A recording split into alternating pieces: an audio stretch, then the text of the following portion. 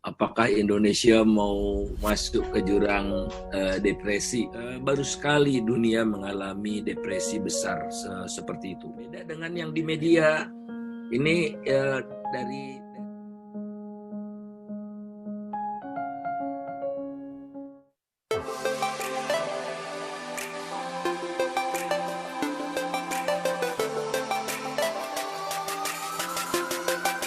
Kali ini kita berada di webinar dengan tema Ekonomi Resesi, Apakah Kita Sampai Depresi?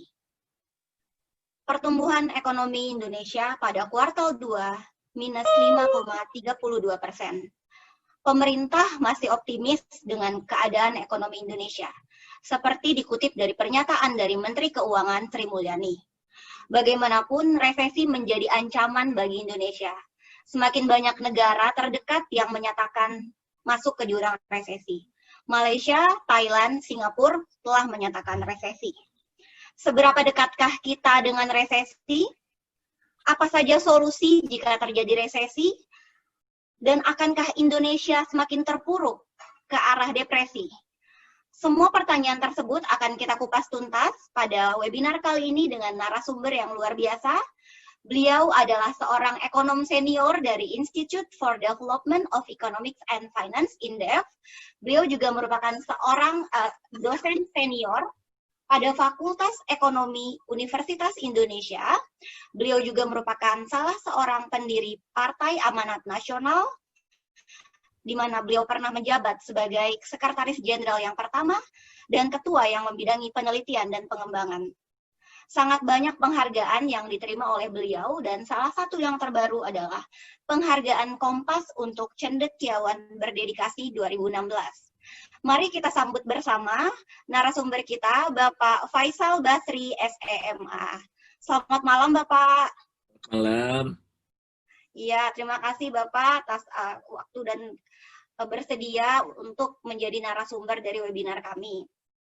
Baik, saya ingin sampaikan terlebih dahulu aturan pada webinar kali ini kepada seluruh peserta. Mohon untuk mengaktifkan videonya agar lebih interaktif, dan mohon juga untuk menonaktifkan audionya. Untuk narasumber akan kami berikan waktu 30 menit dalam pemaparan materi.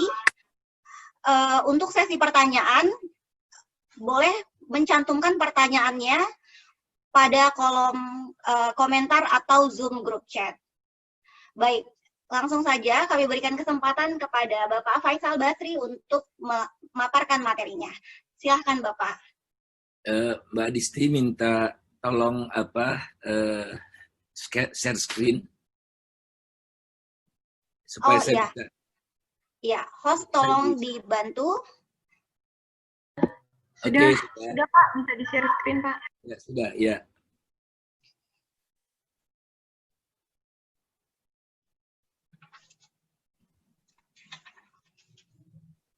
Ya, terima kasih Mbak Adisti, Prof.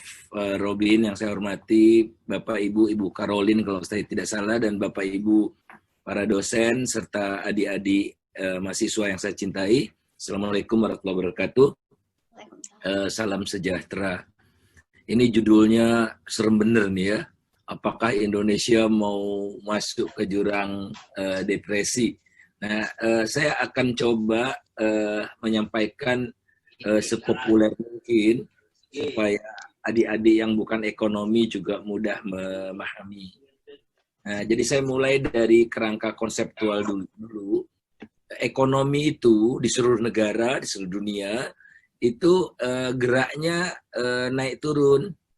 Ya, ini dari puncak ya, dari puncak ini barang dan jasa yang dihasilkan oleh perekonomian selama periode tertentu ini di vertikal, horizontalnya adalah waktu.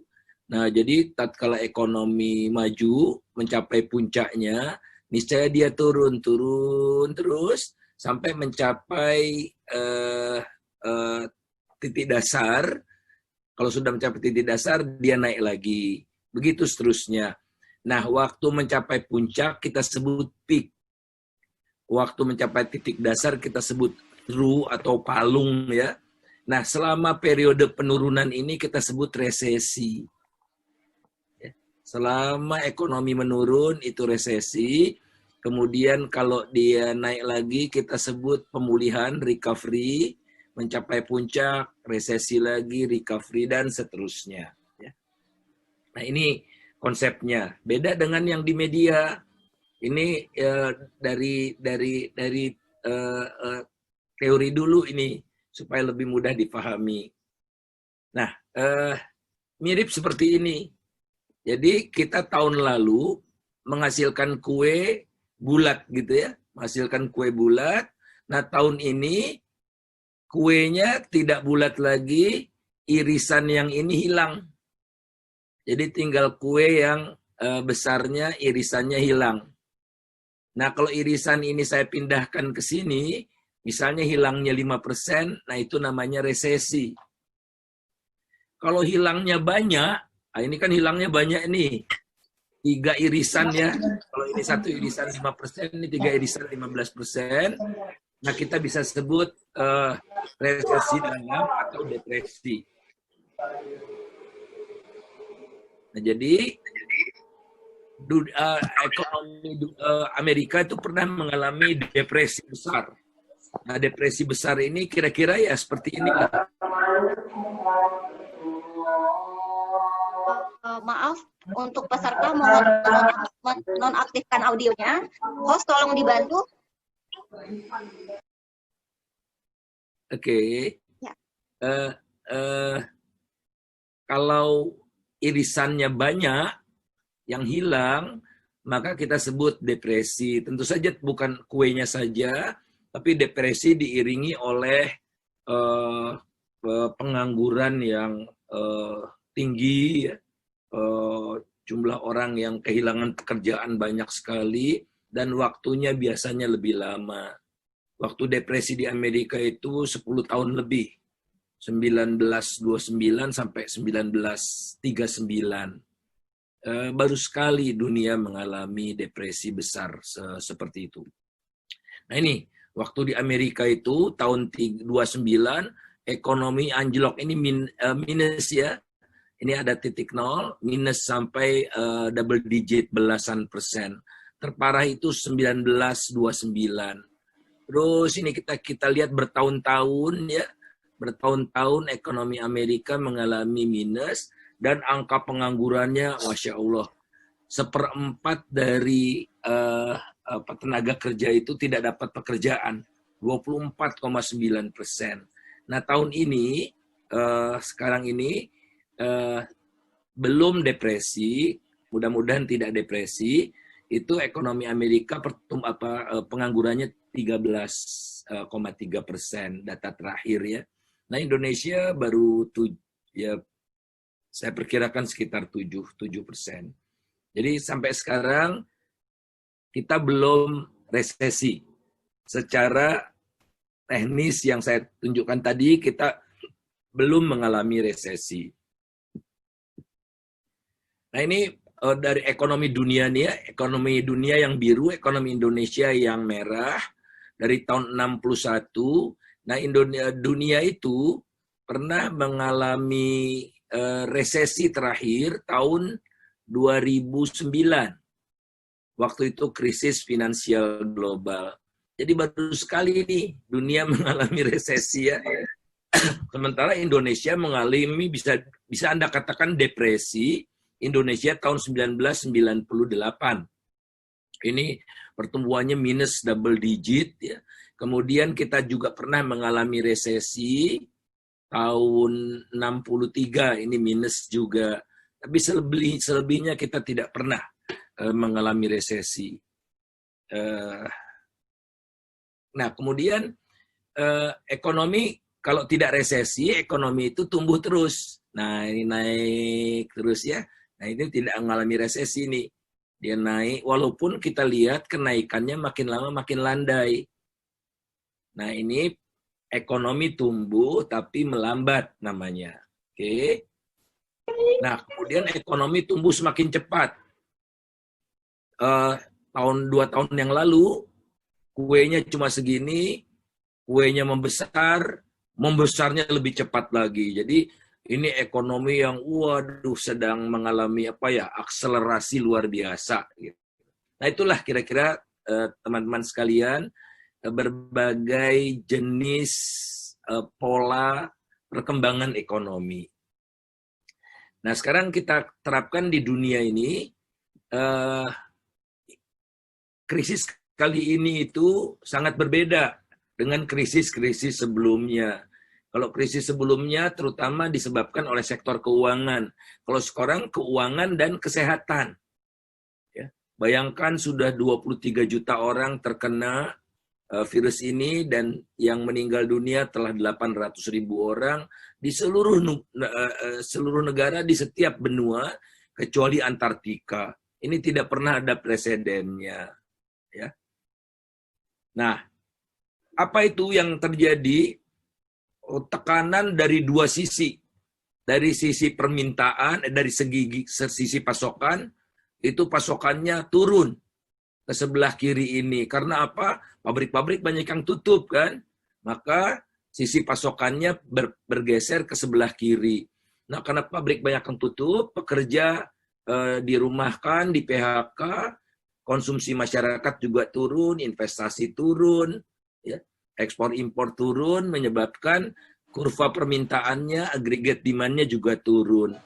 Nah, pergeseran dari ono, jadi keseimbangan ekonomi tadinya di sini, sekarang di yang merah ini, dari ono, PDB-nya ya, produk domestik brutonya, menjadi O bintang. Nah, dari O0 ke O bintang inilah yang disebut resesi itu. Nah, biasanya resesi diikuti oleh penurunan harga-harga. Harga-harga juga turun kan, orang tidak bisa belanja, orang kesulitan belanja karena pendapatannya turun. Nah, inilah yang kita sebut resesi, dan kali ini resesinya terparah sejak depresi 100 tahun yang lalu itu. Oleh karena itulah, teman-teman sekalian, solusinya seperti apa nih untuk menghadapi resesi? Kalau resesinya disebabkan oleh sektor keuangan, krisis keuangan, obatnya sudah tersedia di apotek. Apa itu obatnya? Pemerintah defisit anggarannya dilebarkan. Karena apa? Karena pendapatan turun, pengeluaran meningkat, kebutuhan melonjak. Makin untuk kesehatan, untuk menangani krisis ini, untuk membuat ekonomi tidak turun lebih dalam, dan juga untuk membantu rakyat yang ringkih, rakyat yang rentan, rakyat yang vulnerable, rakyat yang tidak kuasa. Banyak sekali jutaan rakyat Indonesia yang tidak kuasa menghadapi kondisi seperti ini. Mudah-mudahan walaupun kita juga terkena, kita masih bisa, bahkan tidak sekedar untuk diri kita, tapi juga membantu sesama kita yang tidak punya kuasa, tidak punya kemewahan seperti kita ini. Kemudian kebijakan moneternya di seluruh dunia juga seperti itu. Dengan cara apa? Dengan cara menurunkan suku bunga, menggelontorkan uang lebih banyak, supaya tidak ada terjadi kekeringan likuiditas atau uang di masyarakat. Macam-macam lah, saya tidak ingin terlalu detail. Kemudian, obat ini tidak mujarab untuk menghadapi krisis multidimensional seperti sekarang ini. Ada dimensi yang harus dikedepankan, yakni kesehatan masyarakat dan menyelamatkan nyawa manusia.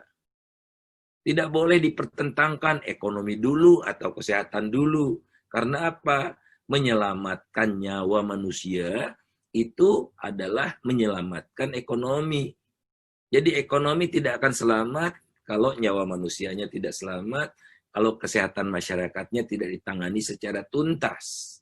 Mana mungkin orang berproduksi, orang di kantor bisa kerja nyaman kalau dia, sebelah saya ini ada virus janda ya. Nah, jadi nggak bisa, harus sama-sama. Penyembuhan harus dengan pendekatan interdisipliner. Jadi di UNTAD ada fakultas ekonomi, ada fakultas teknik, ada fakultas pertanian. Ayo bahu-membahu, namanya universitas itu adalah kesatuan dari fakultas-fakultas. Jadi dikurangilah sekat-sekat antar fakultas itu karena kita tidak bisa menangani dengan sekedar disiplin ilmu kita semata. Nah, tidak boleh berdasarkan keinginan saja atau asumsi, tapi harus berbasis ilmu pengetahuan dan data. Oleh karena itulah, ya, dahaga rakyat kita itu sangatlah tinggi, menunggu tindakan kita, menunggu pemikiran kita, menunggu usulan-usulan kita untuk menyelesaikan ini. Jadi peranan kampus luar biasa. Nah, dunia ini sekarang sudah praktis sudah resesi ya. Ekonominya anjlok dari 2,9% ke 4,9%. Ini kata IMF. Ya. Kalau kata Bank Dunia minus 5,2%. Kata OECD, organisasi negara-negara maju ya, antara 6 sampai 7,6% minusnya ini kontraksinya. Oke. Tidak hanya PDB, tapi perdagangan dunia pun tidak bisa lagi melaju seperti yang warna merah ini. Tapi turun dia, ada yang turun warna merah, ada turun warna hijau, ada turun warna biru.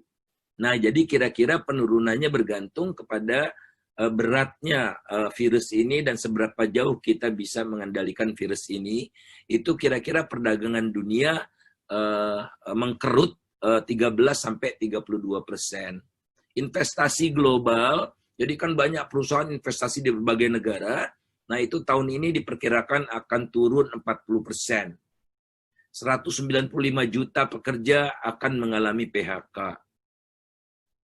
Jumlah orang miskin meningkat di seluruh dunia nih ya, dan jurang kaya miskin jadi tambah lebar. Yang kaya tambah kaya, yang miskin nestapa, kian nestapa. Kemudian turis asing akan menciut 80%, coba bayangkan. Ya. Tinggal 20% aja, dia orang tidak berani lah ya kan. Saya juga tidak berani lah bepergian kemana-mana. Ya jamuran-jamuran deh, daripada nyawa kita melayang. Nah ini yang dialami oleh negara-negara maju jauh lebih dalam. Karena negara maju kan penduduknya sudah sampai semakin tua begitu ya. Lebih dalam dia 14 ini Italia, Prancis dan Inggris. Negara-negara lainnya agak lumayan tapi masih cukup dalam. Ini negara-negara berkembang, tidak ada yang double digit. Indonesia ini menurut OECD ya minus 2,6 sampai minus 3,7. Kalau virusnya kita bisa cepat tuntaskan, bukan tuntaskan, cepat kendalikan, tidak bisa dituntaskan, itu minus kita cuma 2,6 tahun ini, dan kalau kita berkepanjangan menghadapi virus ini bisa minus 3,7%. Jadi artinya ekonomi Indonesia tahun ini akan mengalami resesi. Mulainya kapan kita baru tahu persis bulan November yang akan datang. Karena data triwulan 3 baru diumumkan bulan November.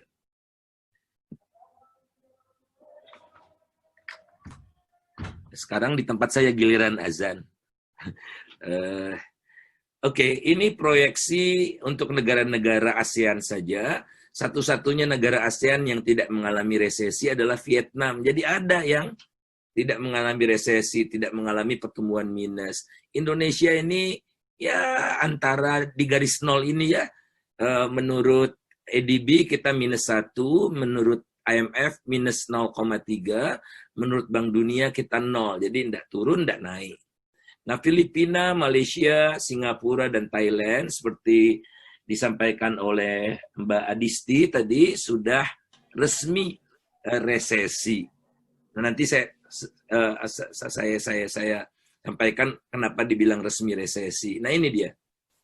Jadi, yang paling parah ini sejauh ini yang sudah mengalami resesi Spanyol. Dia 2 triwulan berturut-turut. Nah ini definisi yang banyak dipakai di media. Jadi kalau tadi kan PDB-nya turun, kalau di media banyak, ya disepakati oleh seluruh dunia, kalau di media itu pokoknya pertumbuhannya minus 2 triwulan berturut-turut. Nah yang sudah minus 2 triliun berturut-turut adalah Spanyol, ini saya urut dari yang paling parah ya, sampai akhirnya Amerika Serikat. Ya, Amerika Serikat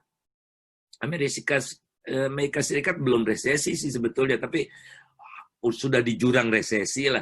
Karena triwulan pertama dia masih positif. Nah, kalau Malaysia juga belum resesi, sebetulnya triwulan pertama masih positif. Jadi yang sudah resesi, negara-negara berkembang adalah Filipina, Singapura, Thailand. Ya.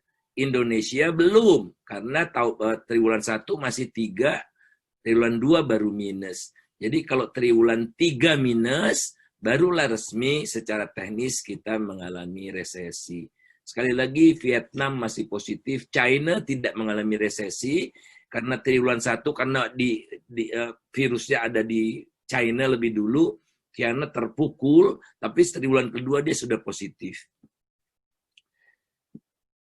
Nah, pemulihannya seperti apa? Pemulihannya bisa seperti huruf V ini, ya, huruf V cepat artinya, ini huruf V, tapi bisa juga huruf U berkepanjangan, bisa huruf L lebih parah lagi, bisa kita naik tapi turun lagi, jadi huruf W. Nah, saya duga Indonesia kemungkinannya huruf V yang seperti Nike ini, kita sebut swash shape recovery. Jadi teman-teman sekalian harus siap kita menghadapi pertumbuhan ekonomi positif tapi rendah untuk jangka waktu yang lebih lama, kira-kira 4 tahun. Seperti ular ganti kulit kan lama. Nah, jadi kita ibaratnya ganti kulit ini. Nah, negara-negara lain melakukan penyelamatan luar biasa tapi tidak mempan. Ini uang banyak digelontorkan tapi tidak mempan, hanya bisa mengurangi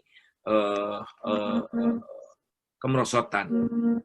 Nah, sekarang bagaimana kita menghadapi corona ini, ekonomi dan corona? Nah, kita lihat sampai hari ini, tadi baru saya update, sampai hari ini itu kasus harian masih naik terus. Ya, masih naik terus. Kasus kematian juga naik terus, sempat turun, tapi sekarang naik lagi. Jadi kita masih jauh dari mampu mengendalikan virus ini. Kita belum mampu sebagai satu bangsa mengendalikan virus ini. Akibatnya apa? Kelihatan jumlah yang masih dirawat itu masih naik terus. Naik terus. Ya. Hari ini yang sembuh banyak, oleh karena itu agak melandai. Nah ini ibaratnya kita itu naik gunung, kita belum sampai puncak gunung. Nah kalau belum sampai puncak gunung, tidak boleh kita lengah. Tidak boleh kita bebas seperti sedia kala. Tidak bisa. Virusnya itu akan menari-nari lebih senang. Ini santapan saya ini. Jadi negara-negara lain yang ekonominya sudah membaik ya, seperti misalnya Singapura ini. Karena Singapura kan anjlok ya, minus 12,6%. Pertanyaannya kenapa Indonesia anjloknya kecil ya? Ya karena Indonesia tidak menerapkan lockdown. Indonesia cuman PSBB dan itu pun tidak secara nasional, sehingga kegiatan ekonomi masih leluasa, virusnya mudah gentayangan. Tapi Singapura sekarang sudah mulai bangkit, kita belum jelas kapan bangkitnya, karena kasus di Singapura hariannya tinggal di bawah 10, yang meninggal sangat sedikit. Jadi Indonesia bukan, kata pemerintah kan Indonesia hebat, pertumbuhan ekonominya merosotnya cuma kecil. Menurut saya itu pelipur lara yang menyesatkan. Kita hebat karena kita tidak mampu mengendalikan virus. Ya, harus tegas ini saya katakan. Jangan mau dinina-bobokkan oleh pemerintah, nanti kita yang menderita. Oke. Nah, kalau kondisinya seperti itu, ya, maka ya. Oke, kita juga sudah capek nih ya, bekerja dari rumah, kuliah online, segala macam. Ini sudah hampir 6 bulan kita seperti ini. Nah, oleh karena itu, oke, kita kompromi. Kasus masih tinggi, tapi kita mau kegiatan ekonomi bertahap mulai membaik. Nah, syaratnya apa? Syaratnya tatkala kita kembali ke kantor, kembali ke kampus, kita tahu persis kiri kanan kita itu sudah tidak mengidap COVID. Caranya seperti apa? Ya dites. Namun testing di kita, na'udzubillah min zalik, sangat rendah. Ya, per hari ini cuma 7.430 orang, 7.430 tes per 1 juta penduduk. Kita hanya lebih baik dari Mesir, Nigeria, Ethiopia, Afghanistan, Pantai Gading, Sudan, Kamerun, Zambia, Madagaskar. Ah, itu. Negara-negara lain itu lebih tinggi. Negara yang lebih miskin dari kita, Bangladesh dan Pakistan pun lebih tinggi. Jadi ini yang kita tidak ngerti apa sebetulnya yang dilakukan oleh pemerintah untuk mengendalikan virus ini. Ya. Tiap menteri punya obat sendiri-sendiri. Luhut Panjaitan punya obat namanya jus manggis. Menteri Pertanian kalung COVID. Setiap menteri punya sendiri-sendiri. Seperti di Rimba Raya suka-suka hati menteri-menteri ini ngomong. Kita harus pick up. Adik-adik yang muda harus protes. Tidak boleh kita membiarkan kondisi seperti ini karena ini akan membawa nestapa. Tadi saya katakan semua pendekatan harus berdasarkan ilmu pengetahuan dan data yang akurat. Bukan mau-mau para menteri itu. BIN dan TNI Angkatan Darat bikin bikin vaksin sendiri. Ini udah kacau ini negara kalau begini. Ya. Nggak benar ini. Kita harus bicara tegas. Kalau tidak, maka hancur bisa negeri ini. Bisa depresi seperti yang adik-adik bayangkan di TOR itu. Nah, jadi sekarang ini yang terjadi adalah kasusnya naik, ya, kasusnya naik terus, ekonomi turun terus. Nah, pemerintah ingin akrobat, ingin simsalabim, kasus naik, ekonomi naik, ya enggak bisa. Ini hukum alam, natural law, sunnatullah. Yang akan nyata, akibatnya tidak akan mungkin, yang tidak akan hampir mustahil, kecuali keajaiban ya, Indonesia kasusnya naik, ekonominya naik, enggak bisa. Kita harus kerja keras dulu mengendalikan virus. Jadi virusnya sudah sampai puncak, kita belum ya. Sudah sampai puncak, turun terus. Nah, kalau kasusnya sudah turun, baru ekonomi akan naik. Dengan cara apa? Intervensi sosial, pakai masker, testing, jaga jarak, gitu kan? Itu. Pertumbuhan ekonomi akan naik. Jadi adik-adik bisa dengan mudah memperkirakan kalau adik-adik lihat kasusnya makin naik segala macam itu, ya ekonomi tidak akan membaik. Oke.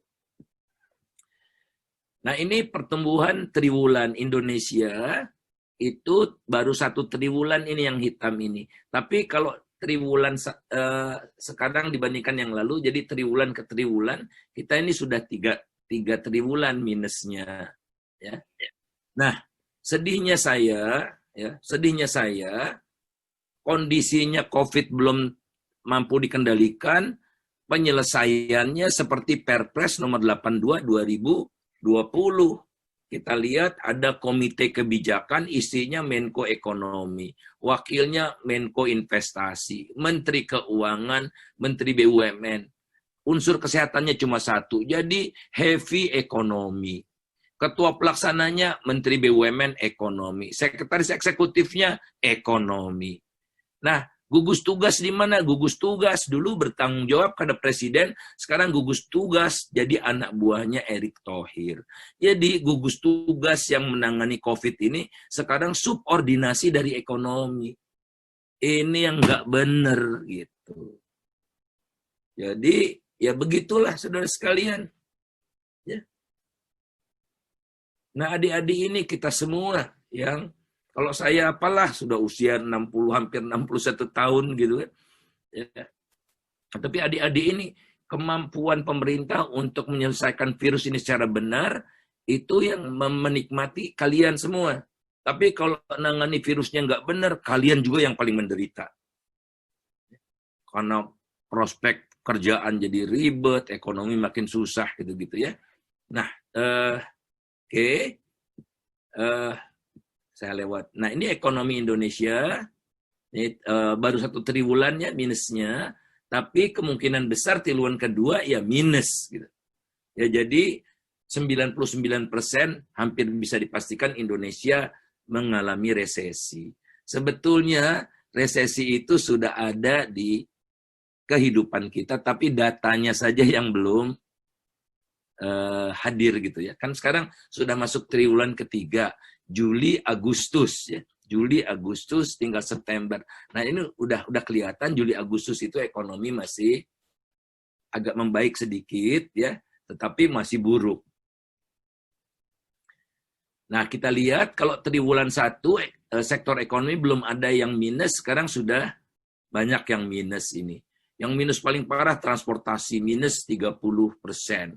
Dan adik-adik nanti bisa lihat lah, saya ingin cepat saja. Nah ini prediksi sampai sekarang pemerintah memperkirakan tahun ini minus 1,1 sampai 0,2 tahun depan ini. Ya, tapi hampir semua kalau kita lihat tahun ini itu minus. Kalau saya perkirakan minusnya 1,5%. Jadi kita harus siap dengan pertumbuhan yang lebih rendah. Tidak bisa pertumbuhannya seperti yang warna merah dan biru ini yang diharapkan oleh pemerintah. Nah, perkiraan saya kita tumbuhnya tahun ini minus 1,5, tahun depan 4,9, dan seterusnya 5 sampai 5,2. Sehingga kita itu mengalami kerugian ya, kerugian kesejahteraan gitu, kira-kira 2% dari yang seharusnya kalau tanpa COVID. Kalau tanpa COVID, kesejahteraan kita di level ini, dengan adanya COVID ini, kesejahteraan kita turun 2%. Nah, itulah teman-teman sekalian. Nah, ini ada data sampai Juni ya. Sepeda motor itu masih minus 41%. Mobil Juli itu masih minus 72%. Juli dibandingkan Juli tahun lalu, totalnya Januari-Juli masih minus 50,1%. Turis kita anjlok 60%. Sampai bulan ini sampai bulan Juni ya, sampai bulan Juni masih anjlok. Jadi hampir dipastikan lah bisa dikatakan Indonesia akan mengalami resesi. Nah, bagaimana kita bisa keluar dari jurang resesi? Bukan seperti yang dipertontonkan oleh para menteri yang sekarang sedang liburan di Bali itu. Foto bareng-bareng nggak pakai masker. Ya. Kita harus pastikan kalau kita punya uang seluruhnya ke rakyat, gitu. Seluruhnya ke rakyat. Kalau mau bantu turisme di Bali, bantu saja rakyat Balinya, kasih uang daripada mereka jalan-jalan ke Bali. Nah, jadi apa yang harus kita lakukan? Perangi pemborosan itu. Jadi 5 tahun terakhir kita itu borosnya 50% lebih banyak daripada sebelum-sebelumnya. Boros. Tapi saya nggak mau lama-lama di sini ya. Saya akan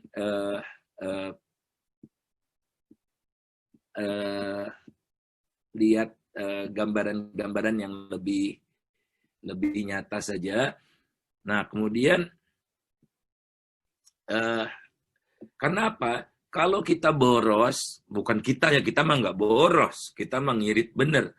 Kalau pemerintahnya boros, pendapatannya berkurang, maka akibatnya apa? Utangnya lebih banyak, dan utang itu Anda yang bayar nanti. Jadi utang kita itu naiknya blus gitu ya.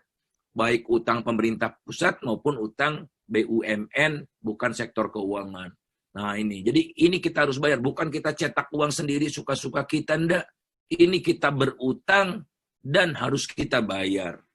Dan yang membayar bukan saya. Ya. bukan Prof. Robin gitu, bukan, tapi Anda dan anak-anak Anda nanti. Jadi kita ingin jangan justru dimanfaatkan krisis ini buat boros-boros. Oke. Nah, kenapa? Kita lihat sense of crisis-nya kurang. Coba bayangkan keadaan lagi pandemi begini, anggaran Kementerian Pertahanan cuma dipotong 9 triliun. Hari begini, anggaran paling besar adalah Kementerian Pertahanan. Ya, satu-satunya kementerian yang di atas 100 triliun. Sementara coba anggaran untuk riset cuma 2 triliun.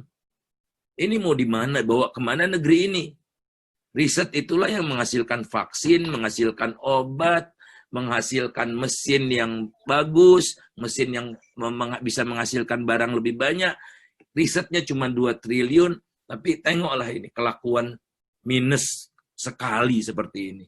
Ini kalau saya nggak bisa mentoleransi ini. Saya juga ceramah di depan jenderal-jenderal, saya katakan, tolong kalian itu kendalikan diri. Karena apa? Kita mau belanja senjata, tidak bisa memusnahkan virus kok. Bukan dengan belanja senjata. Nah, tengok lihat ini. Ya, daerah kan, seluruh daerah mengalami penurunan pendapatan, tapi dukungan untuk Pemda cuma 15 triliun. Tapi untuk perusahaan-perusahaan besar BUMN 25 triliun. Ini apa-apaan ini? Ya. Kemudian ini penempatan dana pemerintah di perbankan untuk restrukturisasi UMKM. Memangnya UMKM ini masalahnya kredit semua kan tidak. Jadi ini yang sudah saya sampaikan ya secara terbuka. Ini kanibalisme. Jadi bank pemerintah itu punya nasabah saya berutang ke bank pemerintahnya bilang ke saya, Pak Faisal, lunasi aja Pak utang yang lalu, nanti saya ganti sama utang yang dalam rangka COVID ini bunganya lebih murah Pak, macam-macam gitu. Itu yang dilakukan oleh bank-bank pemerintah itu, menyayat hati kita. Tapi coba untuk Pemda nih yang udah ngos-ngosan ya, itu cuma dapat 15 triliun untuk 34 provinsi dan 514 kabupaten kota. Anda bisa bayangkan. Nah, saya tutup saja sampai di sini. Mohon maaf kalau agak kelebihan waktunya. Terima kasih. Ya, terima kasih Pak.